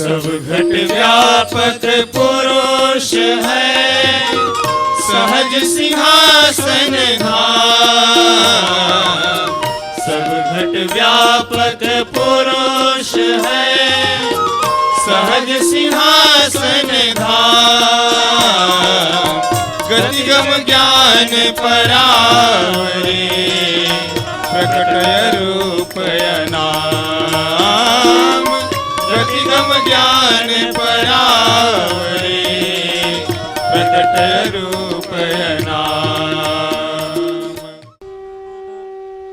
स्वरवेद की वाणी कहती है कि साहब तुम्हारे पास है, आत्मा के भीतर ईश्वर का रहस्य निहित है, मानव के भीतर ईश्वर का रहस्य है साहब। वस्तु कहीं ढूंढे कहीं, कहीं विधि आवे हाथ, वस्तु कहीं ढूंढे कहीं, कहीं विधि आवे हाथ, कबीरा तब ही पाइए जब भेदी लीजे साथ। जो वस्तु जहां है वही उपलब्ध होगी, वही प्राप्त होगी। वस्तु कहीं है और व्यक्ति ढूंढ रहा है कहीं, प्राप्त नहीं होने वाली है, अनुभव नहीं होना है साहब, सीधी सी बात है। एक महिला की सुई उसके घर में भूली है, वो बाहर ढूंढ रही है, रोड पर लाइट लगी है, घर में अंधेरा है साहब। वस्तु जहां है वहीं मिलेगी। इस सिद्धांत को और इस वास्तविकता को समझने की जरूरत है, आत्मसात करने की जरूरत है।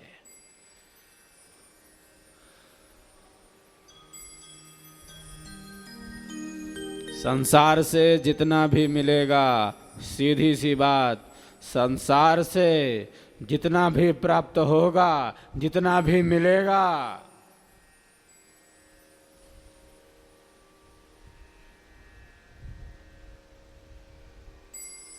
वो अल्प सुखदायी होता है, वो सीमित होता है, वो लघु होता है। सीधी सी बात है साहब, संसार के सुख से कभी भी पूर्ण आनंद की अनुभूति एक व्यक्ति नहीं कर सकता। यह सिद्धांत है, यह नियम है।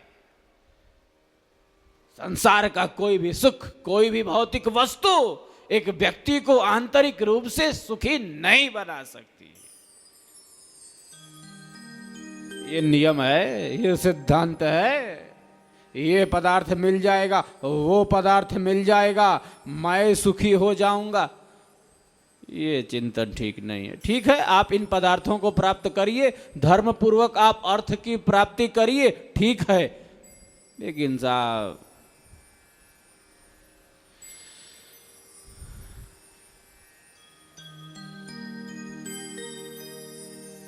मैं सुखी हो जाऊंगा, ये चिंतन, ये विचार, ये भाव, उचित नहीं प्रतीत होता। सुख का आधार क्या है? भीतर है, अपने भीतर है, आत्मा के भीतर है, आंतरिक है। जामे सुख तुम जानते, सो है दुख का रूप, सत सुख सुख जाना नहीं, ताते पर भव को।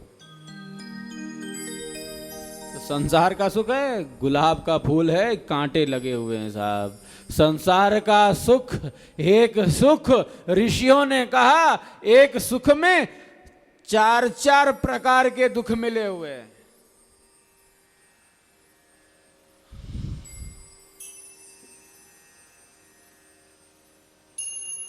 संसार के सुख की ये हालत है। एक संसार का सुख है और इसमें एक दुख नहीं है। हाँ, संसार का सुख एक संसार का सुख, दुख आ जाएगा 4। हाँ, ये मामला है साहब। आप पूछिए कौन कौन सा दुख आ जाता है? एक संसार के सुख में दुख कहां से आ गया?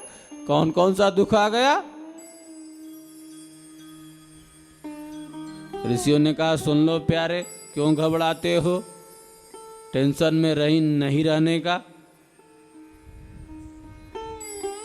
एक है परिणाम दुख, एक है ताप दुख, एक है संस्कार दुख।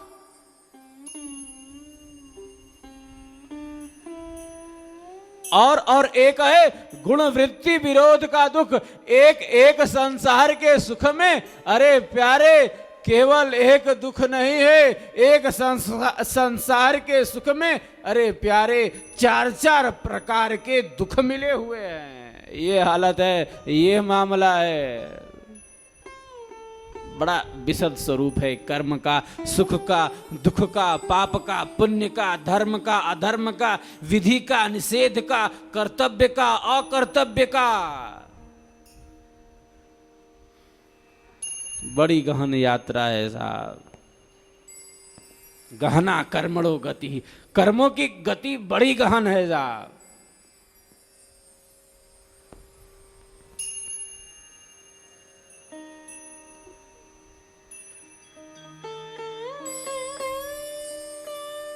तो हम सबका संबंध इन समस्त वस्तुओं से है, हमारे कर्म से, हमारे व्यवहार से, हमारे आचरण से, हमारी क्रिया से, मन से, वचन से, कर्म से, वाणी से, व्यवहार से। इतना सब कुछ चल रहा है, इतना सारा, ये सारा सब घटित हो रहा है।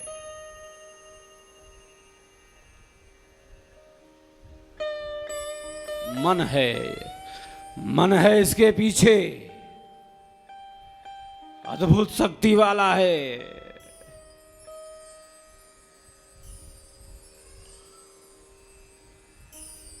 देखिए अभी इन्होंने वाणी का प्रयोग किया नहीं, वाणी से कुछ बोला नहीं है साहब ने, वाणी का प्रयोग नहीं किया, क्रिया में भी कुछ नहीं है, लेकिन मन का संकल्प तत्क्षण ही एक प्रकार के कर्म को उपस्थित कर देता है।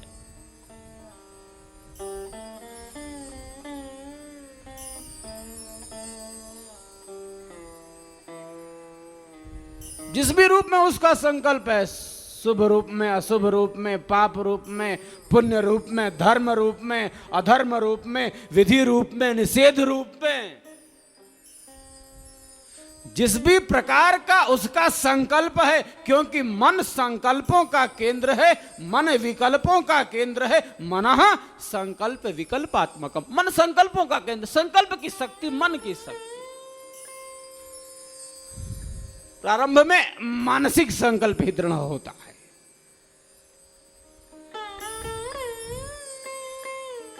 इसलिए तन्मे मनः शिव संकल्प मस्तु आहुति देते हैं। यज्ञ हवन में हमारा मन शिव संकल्पों वाला हो, अच्छे विचारों वाला हो, पवित्र विचारों वाला हो, उदात्त विचारों वाला हो।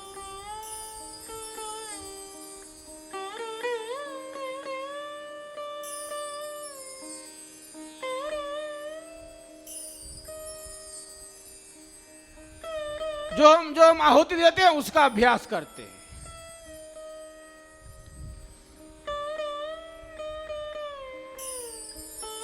अभी इन्होंने वाणी का प्रयोग किया नहीं। देखिए अभी साहब ने वाणी का प्रयोग किया नहीं, शुभ रूप में अशुभ रूप में किसी तरह से कुछ भी बोला नहीं है। अभी चुप है, मौन है।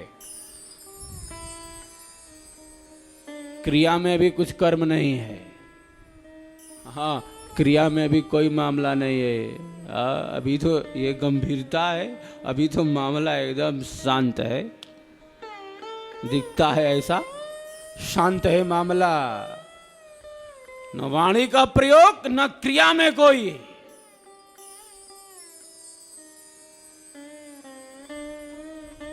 लेकिन उसके मन का संकल्प तत्क्षण ही एक प्रकार के कर्म को उपस्थित कर दे रहा है, जिस भी रूप में उस व्यक्ति का संकल्प है। शुभ अशुभ पाप पुण्य धर्म धर्म विधि निषेध, जिस भी रूप में साहब तत्क्षण ही एक प्रकार के कर्म को वह उपस्थित कर देता है। यह मामला, कितनी बड़ी शक्ति है मन में, इतना बड़ा प्रवाह है, इतनी बड़ी ऊर्जा है, इतना बड़ा सामर्थ्य है, इतना बड़ा प्रकाश है। कितना नियंत्रण, कितनी सावधानी, कितना संयम, कितनी विधि की जरूरत है। साक्षी है ईश्वर, कर्मों का अध्यक्ष है, कर्मों का स्वामी है।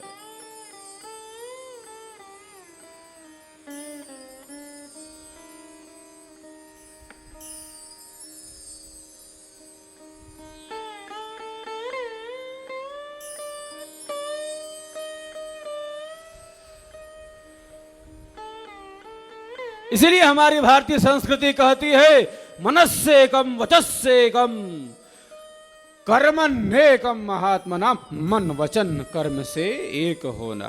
हाँ, ये बड़ी बात है, श्रेष्ठ वस्तु है, उच्च वस्तु है। विहंगम योग क्या है? विहंगम योग मनस्सेकम वचस्सेकम कर्मण्येकम है, सीधी सी बात है। विहंगम योग हमें मन वचन और कर्म से एक बना देता है। ऐसी शक्ति, ऐसा प्रवाह, ऐसी ऊर्जा, ऐसी ताकत, ऐसा सामर्थ्य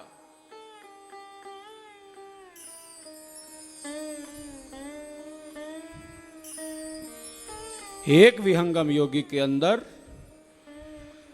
प्राप्त हो जाता है।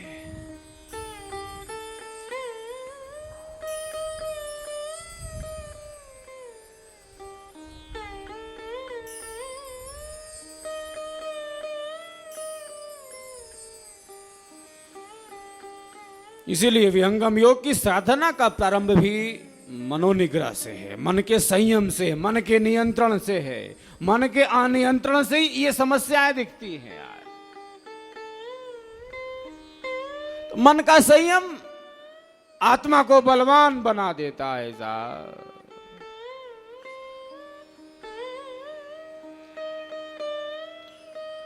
बड़ा विशद स्वरूप है, बड़ा व्यापक स्वरूप है, बड़ा विशिष्ट स्वरूप है। आत्मा की ध्वनि को सुनने का सामर्थ्य उत्पन्न कर लेता है विहंगम योगी। देखिए विहंगम योग क्या है। आज यात्रा, आज स्वरवेद कथा का प्रारंभ भी इसी से हुआ था। मैं कहता हूं विहंगम योग क्या है? विहंगम योग आत्मा की ध्वनि को सुनने का सामर्थ्य है। विहंगम योग के द्वारा आत्मा की ध्वनि को सुनने का सामर्थ्य उत्पन्न हो जाता है। सीधी सी बात है ऐसा।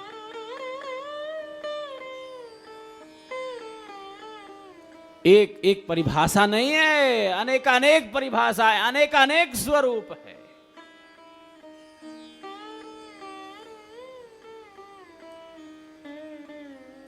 विहंगम योग क्या है? ज्ञान की सर्वोच्च भूमि, ज्ञान का चेतन प्रकाश, वस्तु का वास्तविक प्रत्यक्ष। विहंगम योग क्या है? ये ब्रह्म विद्या है, ये देवयान पथ है, ये शब्द श्रुति योग है, ये मीन मार्ग है। विहंगम योग क्या है? विहंगम योग योग की पराकाष्ठा है। विहंगम योग क्या है? चेतन योग है। विहंगम योग क्या है? चेतन आत्मा एवं चेतन परमात्मा का संबंध है। विहंगम योग क्या है? विहंगम योग भक्ति की पूर्णता है, चेतन भक्ति है। विहंगम योग की भक्ति का आधार चेतन आत्मा है। यहां चेतन आत्मा के आधार से भक्ति होती है। विहंगम योग क्या है? विहंगम योग भक्ति का वास्तविक स्वरूप है। विहंगम योग क्या है? ज्ञान की पूर्णता है। विहंगम योग क्या है? प्रेम की गहराई है साहब, प्रेम की पूर्णता है, प्रेम की पराकाष्ठा है। विहंगम योग क्या है? विहंगम योग सदगुरु का अनुभव है। विहंगम योग क्या है? विहंगम योग सदगुरु का सिद्धांत है साहब। विहंगम योग क्या है? विहंगम योग साधना का अनुभव है। विहंगम योग क्या है? विहंगम योग स्वर वेद का सिद्धांत है साहब। एक परिभाषा नहीं है। विहंगम योग क्या है? मन वचन कर्म से एकता का सिद्धांत है। विहंगम योग क्या है? आत्मा के कल्याण का साधन है। विहंगम योग क्या है? जीवन मुक्ति का साधन है। विहंगम योग क्या है? जीवन जीने की कला है, और न केवल जीवन जीने की कला, मृत्यु का विज्ञान, शरीर छोड़ने की कला है साहब। विहंगम योग क्या है? विहंगम योग जीवन मुक्ति का विज्ञान है, शरीर छोड़ने की कला है, जीते जी मुक्ति की कला है।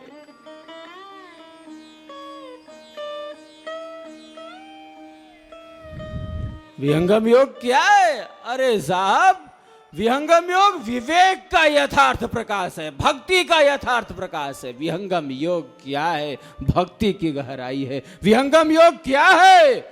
विहंगम योग अध्यात्म की आत्मा है। यह अध्यात्म का चेतन विज्ञान है साहब।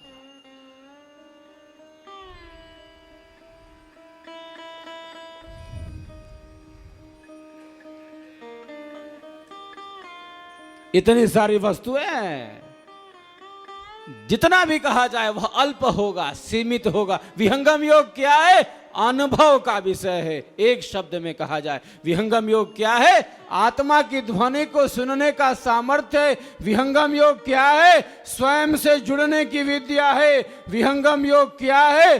परमात्मा से जुड़ने की विद्या है साहब। ईश्वर है, मिलाऊंगा। विहंगम योग की युक्ति, सदगुरु की उद्घोषणा। विहंगम योग क्या है? आत्मा के उद्धार का साधन, आत्मा के कल्याण का साधन। विहंगम योग क्या है?